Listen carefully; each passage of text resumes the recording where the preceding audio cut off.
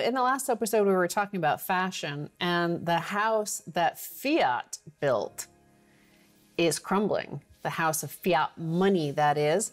And you can tell that in what Max finally convinced Jamie Dimon here, Bitcoin price could 10x in the next 5 years, says Jamie Dimon, CEO of JP Chase. Of course, you and I have covered him for years here, even before Bitcoin, about the shenanigans going on at, if you can call it that, shenanigans, we'll say it politely, at JP Morgan. But he was dissing Bitcoin in 2013, 2014, 2015, 2016, 2017, 2018, 2019, 2020, and now in 2021, as you predicted, he capitulated and he's saying, hey, Bitcoin's going to 10x in the next 5 years. Yep.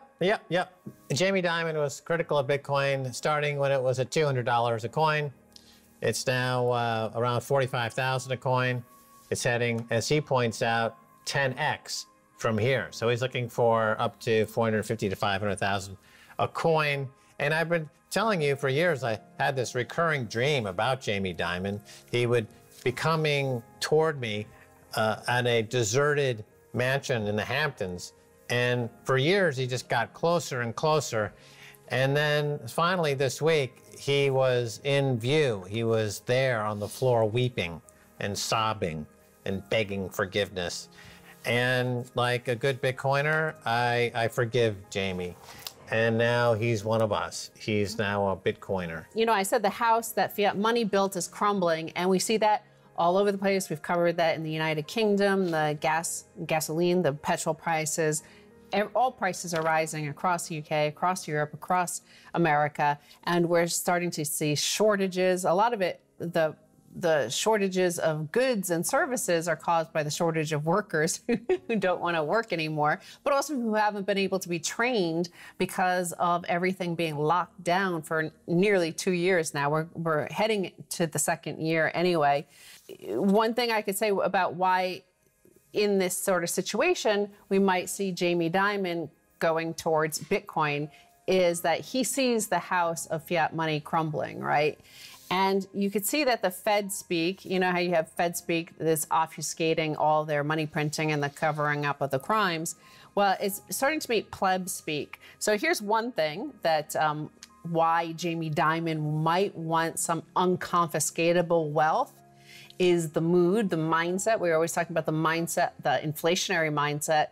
Well, part of that is this sort of headline: Berlin votes to target corporate landlords, socialize 250,000 apartments. This was a non-binding vote, but it shows you the mood of the people. About 60% of Berlin voted to basically seize 250,000 apartments from big corporate landlords, those who owned more than 3,000 apartments. They voted non-binding, but that they wanted to seize these properties and socialize them, give them to the people. Right. As you mentioned, Bitcoin is unconfiscatable. Imagine if Marie Antoinette had Bitcoin. She may have not lost her head. And that's what Jamie Dimon's thinking about right now. But the people in Berlin are facing this huge confiscation of property. Property can be confiscated. Gold can be confiscated. Silver can be confiscated. All the money at your bank can be confiscated. All these things have been, are, and will be confiscated. There's only one asset guaranteed to increase purchasing power over time that's unconfiscatable, and that's Bitcoin. And it's great for people who just want to get some wealth for the first time in their lives, like the folks in El Salvador who are putting away 10, 20 bucks at a time. This is the first time they've had unconfiscatable hard money. Or you're Jamie Dimon and you're trying to, hightail it out of Dodge before the pitchforks and guillotines show up. Either one, you're both welcome to join the Bitcoin revolution. Right. So, where we saw an exodus of Bitcoin and Bitcoin miners was from China. And now part of it was having to do with them shutting down miners because they said about electricity and electricity costs. Well, here's a headline which does not bode well for the money printers in the West, because part of what we've been doing, and we've been living off of debt, derivatives, piled on top of that debt, piled on top of our fiat currency rails, and more Fed speak, more and more Fed printing. Now the Treasury is printing, the government is printing. everybody's printing. So everybody's chasing fewer, the same number of goods. But the goods are now shrinking in supply too because of energy prices. Suppliers in China for Apple, Tesla, Intel, NVIDIA, Qualcomm, NXP, Infineon, ASE forced to halt production amid energy crackdown. The everything shortage keeps promising to keep getting worse. Amid China's many crackdowns is a crackdown on energy consumption, motivated by a slew of reasons, including, most pressingly, spiking prices for coal and natural gas, particularly liquefied natural gas. China is the second largest importer of LNG behind Japan as Europe and Asia compete for the supply. The supply of LNG for November delivery to Japan and Korea has exploded to $27.45 per million British thermal units on the NYMEX, up from a $6 range a year ago. And here's a chart from the CME group. Here's a year ago, and here is now. And that's part of what's driving what's happening in Europe as well, is because right now European prices for LNG are about $15, $16, and it's probably more by the time this airs. It goes up every hourly. So all the LNG, is going to Asia instead because they're paying over $27 for their natural gas there. So, Europe had decided to go like on the open market, free market, free competition. And obviously it's a lot more there. Now remember, in the United States, with all the fracking excess natural gas, we were down to like $1 something. So that's showing you how much more they're paying in Asia. Right, so supply lines are breaking down and costs are going up, price of energy is going up. This has something to do, let's call it inertia.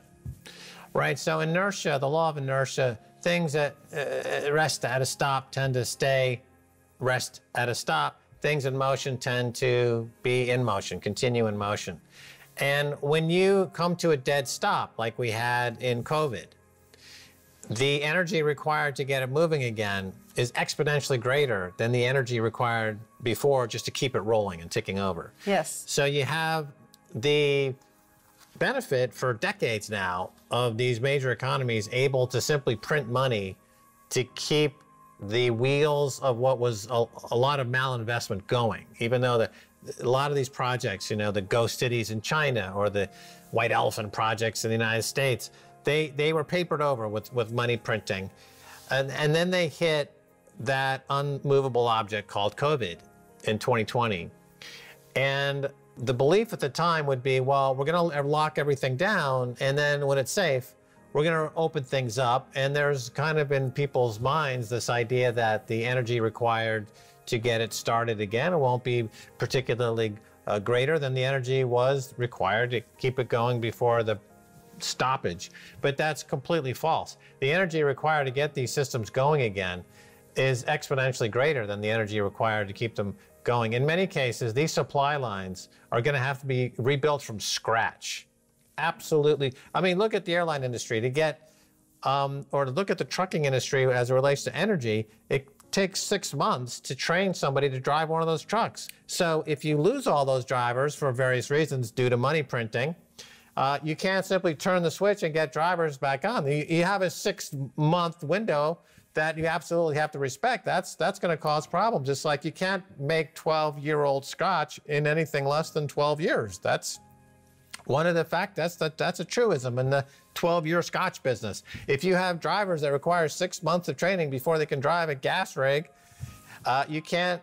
That's what it requires. So if you pull the plug on it, now to start it up again, they're finding that they don't have the energy. It's not available at any price.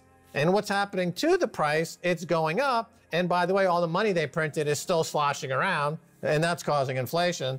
And so systemically speaking, this is the Jim Rickards moment that he spoke about, that snowflake on the mountainside that starts the avalanche. He's a systems analyst, Jim Rickards. He's written many books, look him up. And I think this is the avalanche. This could be the avalanche, and you know, it is the house of that fiat money built is crumbling. And it's interesting that, you know, if you look at it, the globalized economy built on top of geopolitics. Now, geopolitics is based around mutually assured destruction. That's how it keeps it a consensus model on the politics stage. It is like not of mutual cooperation, but mutual destruction. We will kill each other.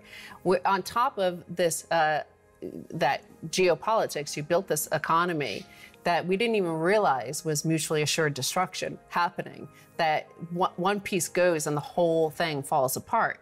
I mean, it's kind of tied to what Warren Buffett said about the weapons of mass financial destruction that are, you know, is the spaghetti tying all of this globalized system together. And now we're seeing that because of COVID and the supply chain disruptions and the disruptions to the education system, not only for children and young people, but also for universities and for, you know, the sort of schools and training programs that teach the plumbers, you know, the people who maintain the electric grid, or the people who maintain the supply grid, the logistics grid. If those new people aren't coming online because they haven't been trained for the last year and a half, we're nearing 2 years now, you know, what are you going to do?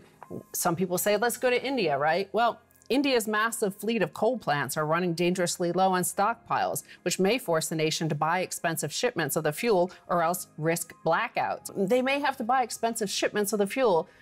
As we just covered, China is also out there trying to find expensive shipments, and Japan. So everybody's racing to get some of these, you know, there's panic buying on the nation state level. And the next panic buying will be of Bitcoin. Right. Well, the incentives in the traditional economy are not well organized because economics is a social science and not a hard science like physics or chemistry. But Bitcoin is the hard science of money. It is the first time you have algorithmic, mathematically pristine and perfect money. That's the first time in history. And that's why all of this cash sloshing around the system, and there's hundreds of trillions of dollars, it's going to all find its way into Bitcoin. And that's how you get to well over $10 million of Bitcoin.